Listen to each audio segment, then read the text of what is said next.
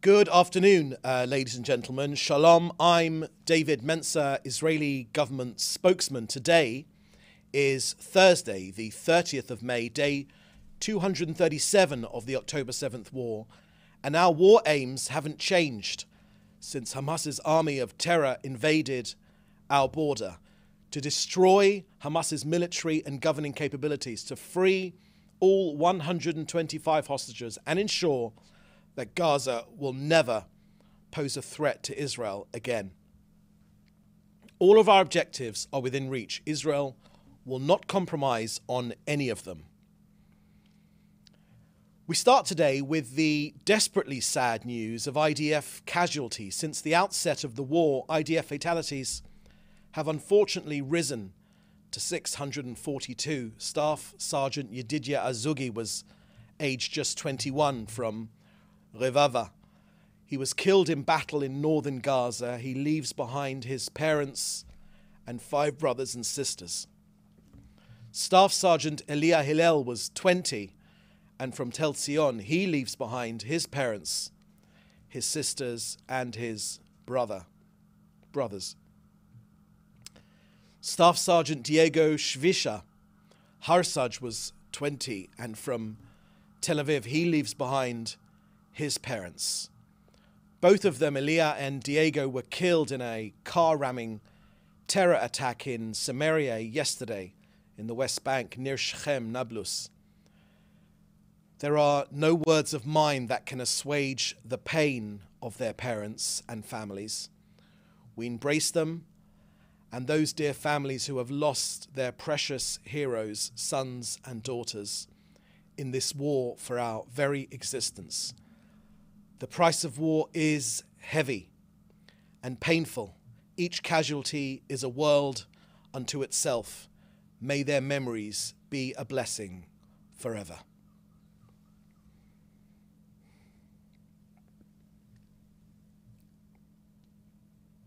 So this was why Israel targeted and eliminated the 2 Hamas henchmen on Sunday night, responsible for these attacks in Judea and Samaria, West Bank, and the shooting attack just yesterday into the Israeli village of Bat Hefer by Palestinian terrorists shooting from Tel Karam, which is under the control of the Palestinian Authority. Every day we thwart terror attacks in Judea and Samaria, on the roads and in the communities. Israel will continue with a very strong deployment in both defense and offense to thwart terrorism and ensure the security of our residents. Next, an operational update regarding our precise and targeted operation in Rafah. We are using a limited number of troops in this intelligence-led operation to destroy Hamas and bring home our hostages in Rafah. I can confirm reports that significantly IDF troops have operational control of the Philadelphia corridor, the narrow border corridor between Egypt and Rafah. The corridor has been the Hamas lifeline. It has kept Hamas alive with their smuggled deadly weapons. We have already eliminated around 300 terrorists in Rafah in this operation so far. Some of them were hiding underground. Our troops fought them bravely in close quarters combat. Very, very difficult conditions. We have lost our own troops. We mentioned just yesterday 3 of our boys. Soldiers have been seriously injured, but IDF have found dozens of launchers along the corridor. Launchers loaded and ready to fire rockets, launch pits with rockets and mortars, again loaded and ready to fire into Israel, right up against the border with Egypt. Why did Hamas place these weapons there?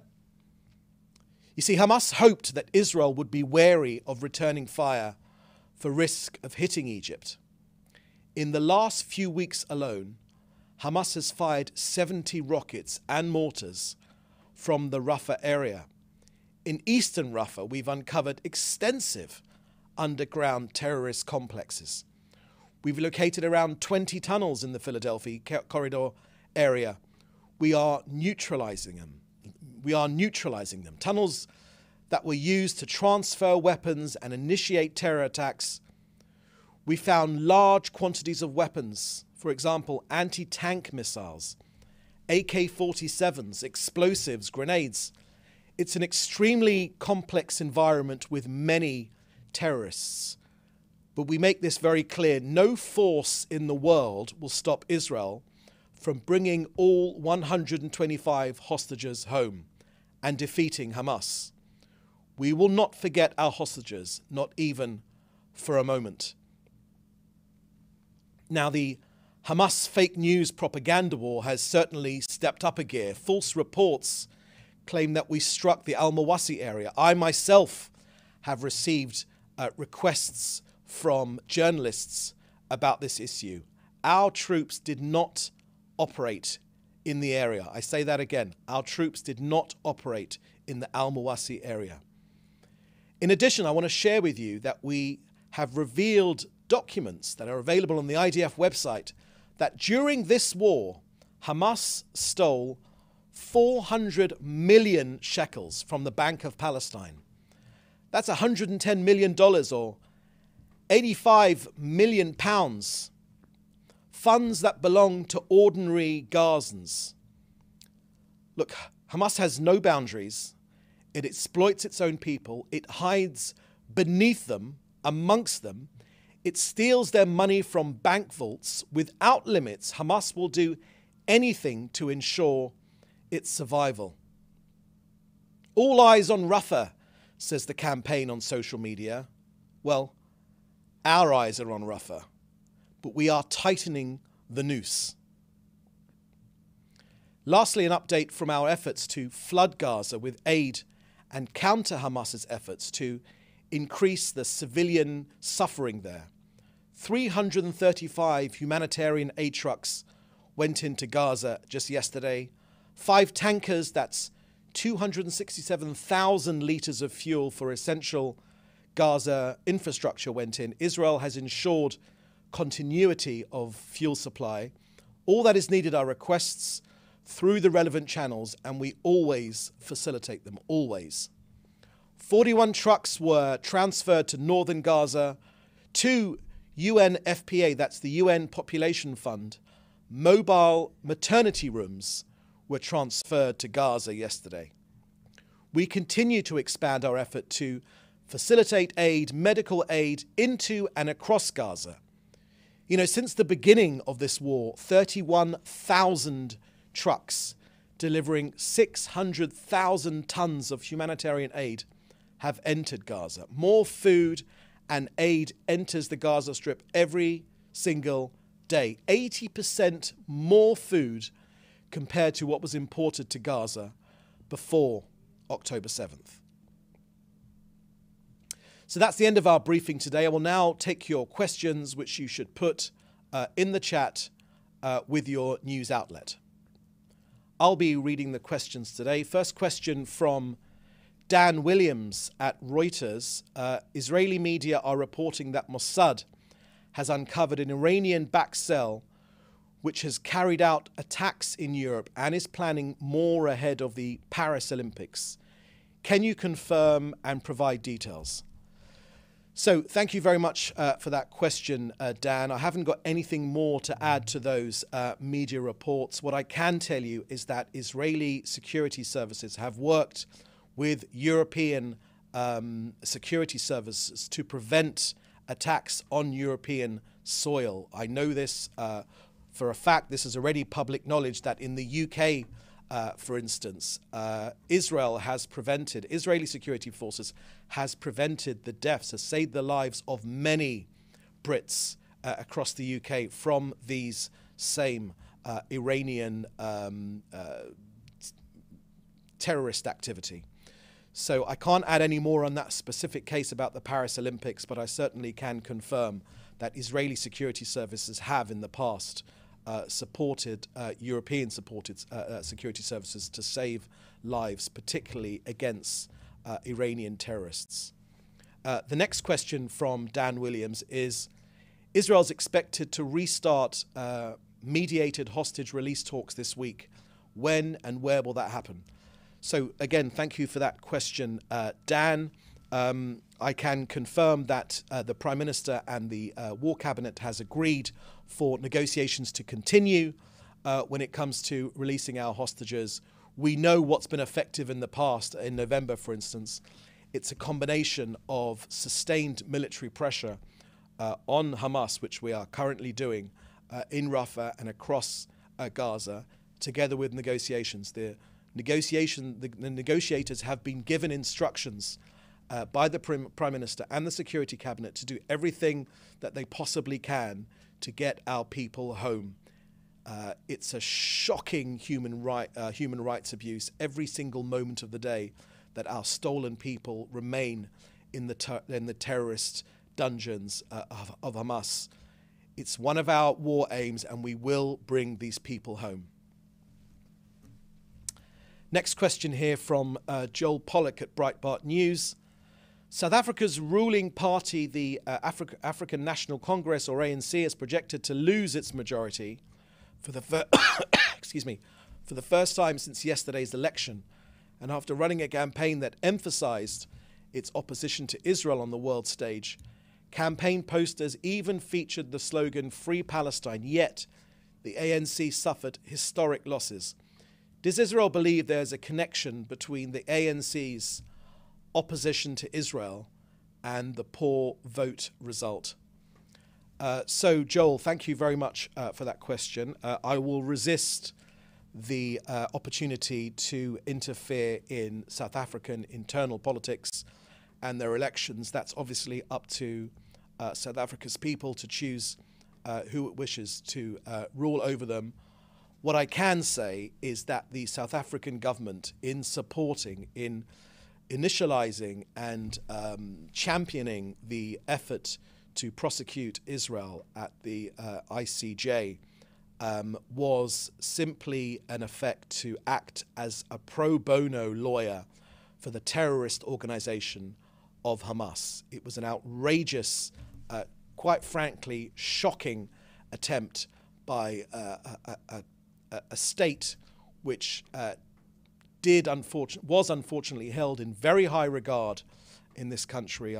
Need I remind you that so many Jews accompanied Nelson Mandela on his long walk to freedom, and to have that state, South Africa, acting in partnership with Iran and other negative forces around the world, detrimental forces around the world, was a shocking development.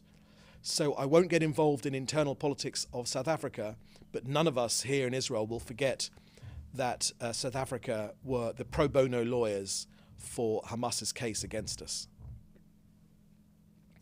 Next question from Leo Soroka at the Washington Post. Excuse me.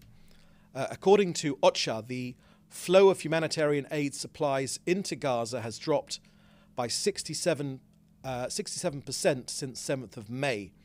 Since the operation in Rafah, any comment? Kogat is not answering.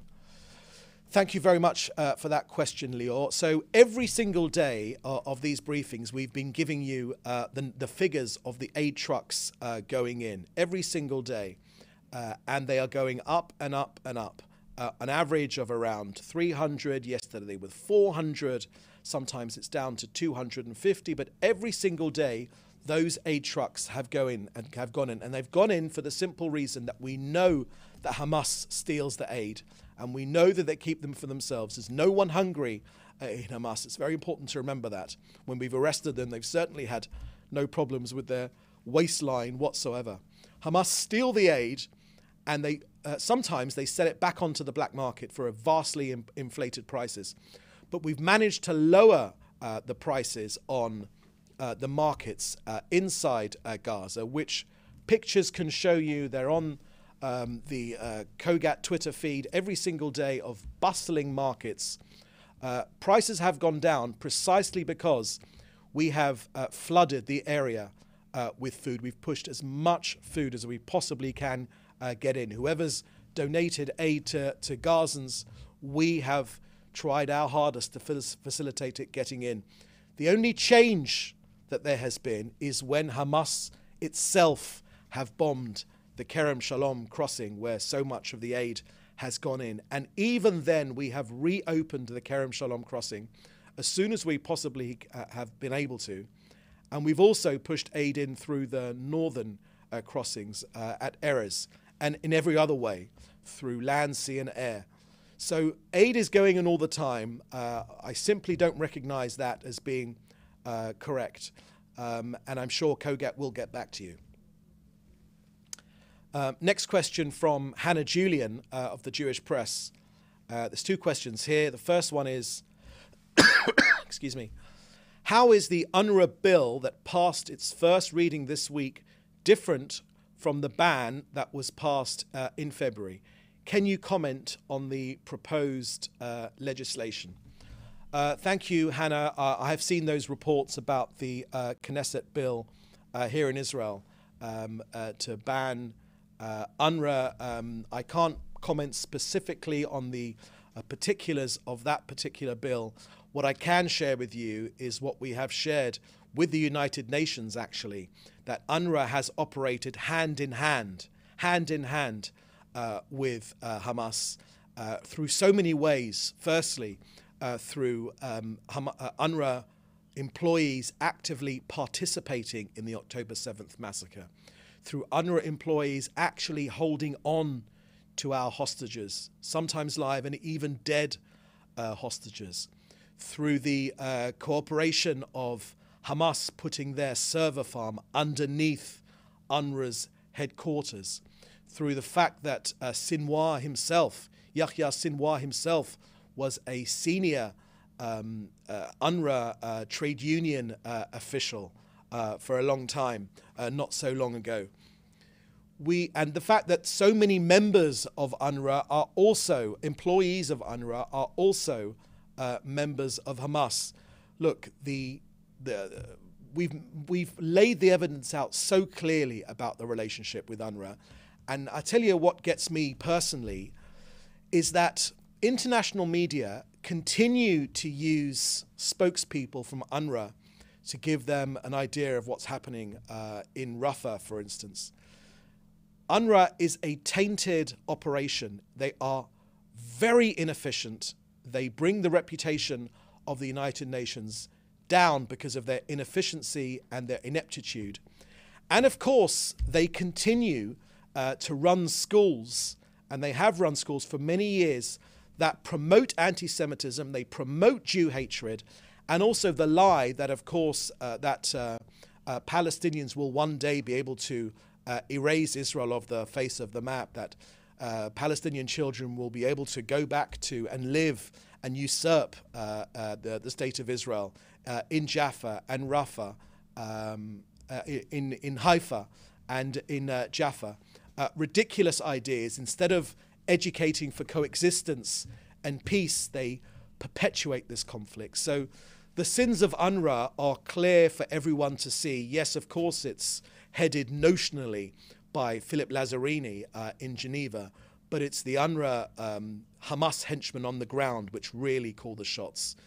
And really, it's about time that this dreadful organization that perpetuates this conflict, that has kept Gazans in misery for all these years, is disbanded, and genuine aid agencies are able to use the generous funds which the Gazans get from the international community and not sink it into the ground, this terror tunnel network, twice the size of the London Underground, and instead build up institutions, hospitals, schools, better roads, better healthcare facilities for ordinary Gazans to give themselves, to give Gazans a better future.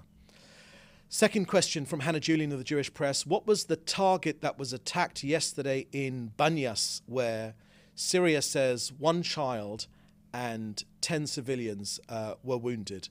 Thank you for Hannah. I haven't seen that report and I don't know the answer to that question. I suggest you would ask the IDF, who may have some more information on that. Next question from Jim Williams of Zenka International News. Does the Prime Minister agree with the National Security Advisor, Tsachi Negbi, that the war with Hamas could last into 2025?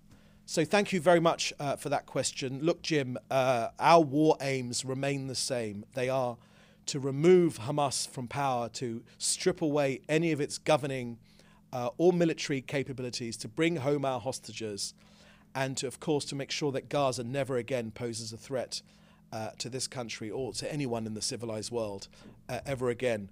We will keep going until the job is done. And I tell you the reason for that is that we simply refuse to live next to this genocidal organization. Israelis, when they go to bed at night, need to be sure that they will not be murdered at 6:30 a.m. The following morning, as they were on October the 7th.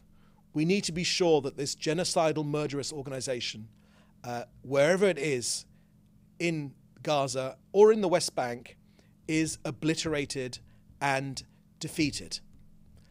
So that brings us to the end of this of today's briefing. We'll have another briefing for you on Monday. In the meantime, please do stay safe, and thank you very much for joining us. Thank you. Bye-bye.